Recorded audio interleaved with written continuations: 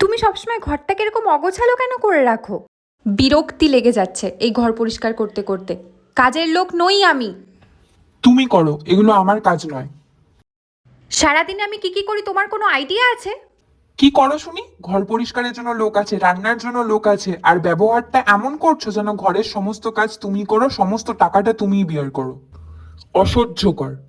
Room rent pay করা থেকে electric bill সবটা আমি করি।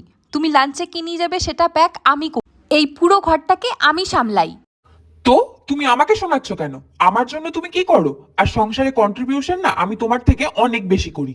তোমাদের মেয়েদের এই ড্রামা শেষ হয় ও না। গড, অ্যাপ্রিসিয়েশন তো দূর, তুমি তো অ্যাকনলেজই করতে জানো না। আমি তোমার wife, partner, friend, mother, sometime therapist, কিন্তু তুমি তুমি তোমার পার্টনারই হয়ে উঠতে পারলে না। সারা দিনে তোমার 100টা প্রবলেম শুনি, কোনোদিনও জানতে চাও আমার লাইফে কি চলছে? আমি জানি তুমি কি বলতে চাইছো, কিন্তু আমি ছোট থেকে এইভাবেই অভ্যস্ত। কিন্তু আমি এইভাবে আর কন্টিনিউ করতে পারবো না। তুমি খারাপ মানুষ নও, কিন্তু আমরা দুজন ভীষণ আলাদা একে অপরের থেকে। তাহলে আমরা এখন কি করতে পারি? কি রাস্তা? রাস্তা দুটোই, হয় আমরা সারা জীবন এইভাবেই লড়তে থাকবো, আর না হলে মুভ অন। Move on? না না, তুমি এরকম করো না। আমি নিজেকে বদলানোর চেষ্টা করছি। এই কথাটা তুমি আগেও আমাকে বলেছিলে, কিন্তু কি জানো তো, মানুষ কোনোদিনও চেঞ্জ হয় না, দুদিনের জন্য জাস্ট একটা মাস্কিং ইউজ করে।